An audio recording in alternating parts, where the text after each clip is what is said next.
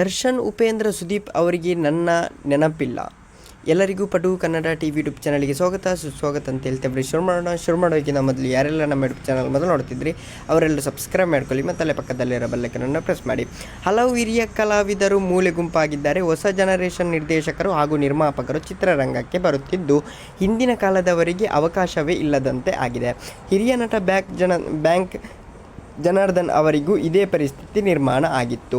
ಇಂದು ಅಂದರೆ April 14ರಂದು bank Janardhan ನಿಧನ ಹೊಂದಿದ್ದು, ಸಾಯುವುದಕ್ಕೂ ಮೊದಲು ಕೆಲ ನಟರ ಬಗ್ಗೆ ಅವರು ಬೇಸರ ಹೊರಹಾಕಿದ್ದಾರೆ.